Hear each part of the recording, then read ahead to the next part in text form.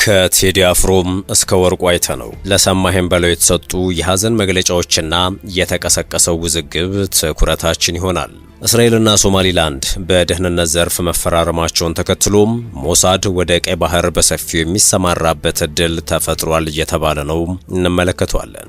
የግብፁ ፕሬዝዳንት አብዱል ፈታህ አልሲሲ ጄኔራሎቻቸውን በአስቸኳይ ሰብስበው ነበር። ምክንያቱ ደግሞ ለኢትዮጵያ ሲባል ደቡብ ሱዳን ወታደራዊ ካምፕ መዝጋቷን ተከትሎ ነው። ዝርዝሩ እንመለስበታለን። ህወሓት ድንበር ላይ የመንግስት ጦር በገፍ ተሰልፏል ሲል ይፋ አድርጓል። ብልጽግና ሊወረን ነው ሲልም ወንጅሏል። የሳቱ የመረጃ ጥንቅራችን እነዚህንና ሌሎች ወቅታዊ ጉዳዮችን የሚያስመለክታችሁ ይሆናል። እንደተለመደው እየሰማችሁን አብራችሁን ቆዩ የአክብሮት ግብዣችን ነው።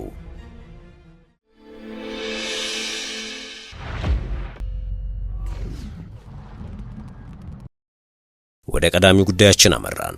የግብፁ ፕሬዝዳንት አብዱል ፈታህ አልሲሲ ጄኔራሎቻቸውን በአስቸኳይ ሰብስበው ነበረ።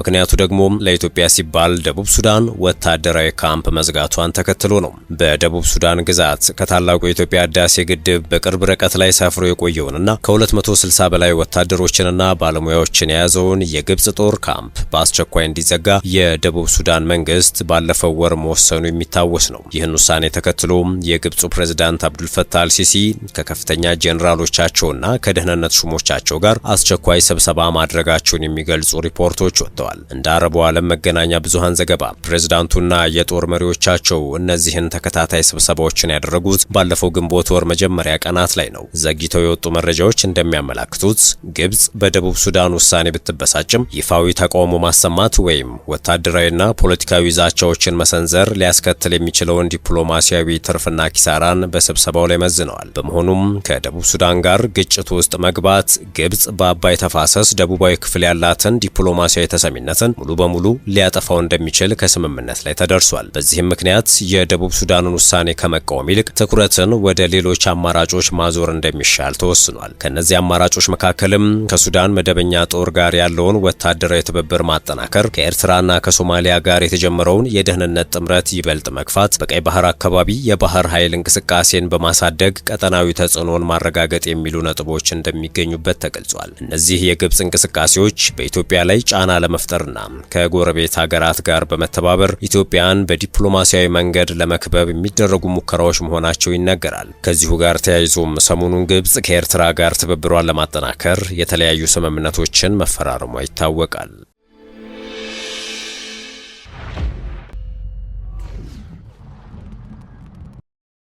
ከቴዲ አፍሮም እስከ ወርቁ አይተነው ለሰማኸኝ በለው የተሰጡ የሐዘን መግለጫዎችና የተቀሰቀሰው ውዝግብ።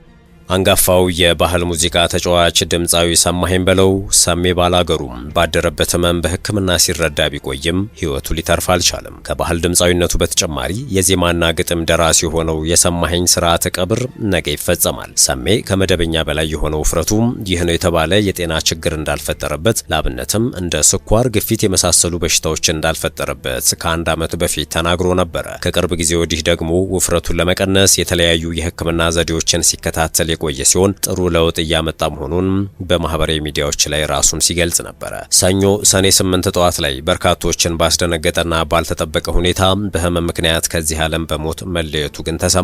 የመጨረሻ ሰዓታቱን በተመለከተ ልጆቹን ዋቢ አድርጎ የገለጸው አቻሬ ሚዲያ ትላንት ጠዋት የድካም ስሜት ተሰምቶት በልጆቹ አማካኝነት ወደ ሆስፒታል እየተወሰደ ነበር። ወደ ሆስፒታል በሚወሰድበት ወቅት ግን ወንበር ላይ ዘንበል ያለ ሲሆን ሆስፒታል ደርሶ ከገባ በኋላም ብዙም ሳይቆይ ህይወቱ አልፏል። ይህንን አስደንጋጭ መረጃ ተከትሎ ብዙዎች ነገሩ ይመርመርልን ሲሉ እየጠየቁ ይገኛሉ። በተለይም የሰውነት ቅርጹን ለማስተካከል እያደረገ ከነበረው የሕክምና ክትትል ጋር በተያያዘ የነበረው ሂደት ምርመራ ይደረግበት ሲሉ ሞግተዋል። በሌላ በኩል የሀገራችን እውቅ ሰዎች በድንገተኛው ህልፈተ ህይወት ዜና ሀዘናቸውን እየገለጹ ይገኛል። ለአብነት ያክል አርቲስት ቴዎድሮስ ካሳሁን በተወዳጁና አንጋፋው ድምፃዊ ሰማኸኝ በለው ህልፈተ ህይወት የተሰማኝን ሀዘን እገልጻለሁ በማለት ለቤተሰቦቹና ለወዳጅ ዘመዶቹ እንዲሁም ለአድናቂዎቹም መጽናናት መጽናናትን ተመኝቷል። ባለሀብቱ ወርቁ አይተነውም ሰማኸኝ ድምጽህ በልባችን ውስጥ ለዘላለም ይኖራል ሲሉ ጽፈዋል። በኢትዮጵያ የሙዚቃ ታሪኩ ውስጥ የራስህን ደማቅ አሻራ አሳርፈህ በየዋነትህና በለስላሳ ማራኪ ድምጽ የብዙዎቻችንን ልብ የገዛኸው ተወዳጁ አርቲስት ድምፃዊ ሰማኸኝ በለው ከዚህ ዓለም በሞት መለየትህን ድንገት ስሰማ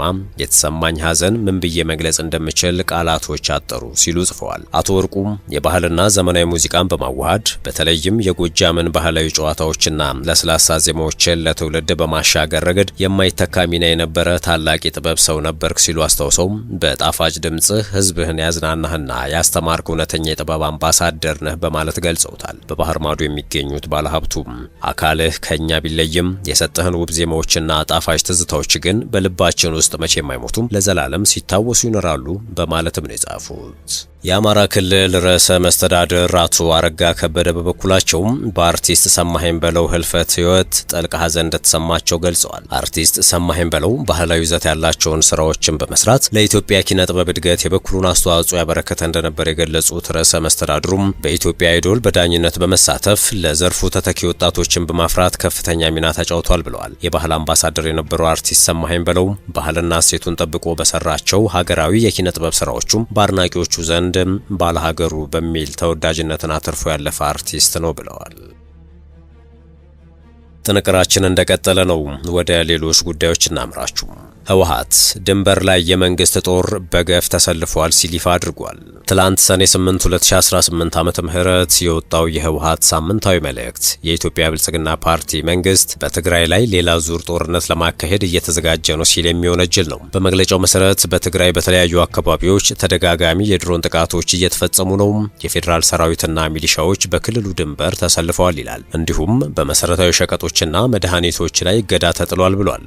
በመጠለያ ማዕከላት ለሚገኙ ተፈናቃዮች የሚደርሰው የሰብአዊ እርዳታ ለ3 ወራት መቋረጡንም መግለጫው ያትታል። ህወሓት የትግራይ አቋም ሁሉም አለመግባባቶች በውይይትና በድርድር መፈታት አለባቸው የሚል መሆኑን ገልጾ እስካሁን ሙሉ ጦርነት እንዳይመለስ የተከላከለው በትግራይ በኩል ባለው ትዕግስት ብቻ ነው ይላል። የፌዴራል ባለስልጣናት ወታደራዊ ዝግጅትን በፕሮፓጋንዳ እየሸፈኑ የጦርነት ዝግጅቱን በትግራይ በኩል እንደሆነ በማስመሰልና በውሸት እየከሰሱ ነው የሚል ክስም አቅርቧል። መግለጫው የትግራይ ህዝብ ራሱን የመከላከል መብት እንዳለው ገልጾ ነዋሪዎች ከትግራይ መከላከያ ኃይሎች ጎን እንዲሰለፉ ሲል ጥሪ አቅርበዋል። ትግሉ ፍትሃዊ በመሆኑ ያሸንፋል በማለትም ጭምር የትግራይ ህልውናና ሉዓላዊነትን ለመጠበቅ ጥሪ ያቀረበው ህወሓት ለወደቁ ታጋዮች ክብር ይሁን ሲል መግለጫውን አጠናቋል።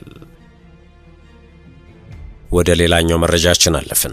የአፍሪካ ፋይናንስ ኮርፖሬሽን በኢትዮጵያና ናይጄሪያ ለዳንጎቴ ማዳበሪያ ፋብሪካ ማስፋፊያ የ$600 ሚሊዮን ብድር ለመፍቀድ ከዳንጎቴ ጋር ስምምነት ተፈራርሟል። በብድሩም ዳንጎቴ በኢትዮጵያ ለሚገነባው በአመት 3 ሚሊዮን ሜትሪክ ቶን የሚያመርት ማዳበሪያ ፋብሪካ እንዲሁም የናይጄሪያውን ማዳበሪያ ፋብሪካ በአመት አሁን ከሚያመርተው 3 ሚሊዮን ሜትሪክ ቶን ወደ 9 ሚሊዮን ሜትሪክ ቶን ለማሳደግ እንደሚረዳ ተገልጿል። በሁለቱ ፋብሪካዎች ላይ የሚደረገው ማስፋፊያም በ3 አመት ውስጥ በአመት ከዩሪያ ማዳበሪያ ሽያጭ $4 ቢሊዮን ገቢ ለኩባንያው እንደሚያስገኝ አሊኮ ዳንጎቴ ተናግረዋል። ኮርፖሬሽኑም ብድሩ አፍሪካ ውስጥ የማዳበሪያ ምርትንና የግብርና ምርታማነትን ለማሳደግና አህጉሪቷ ከውጭ የምታስገባቸውን የግብርና ግብዓቶችን ለመቀነስ ይረዳል ብሏል።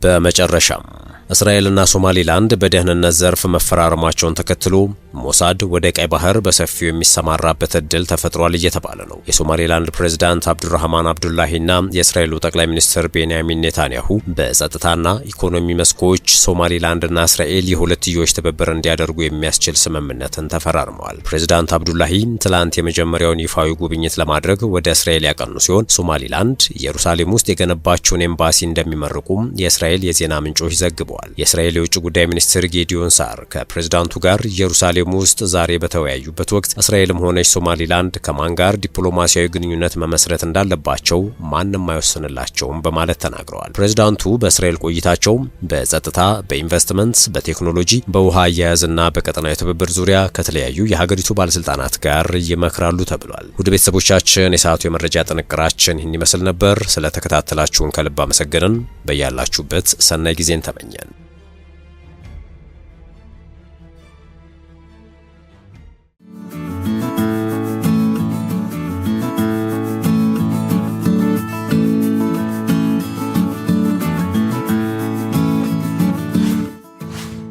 ሸገር ታይምስ ሚዲያን ሰብስክራይብ በማድረግና ደወሉን በመጫን ይከተሉን።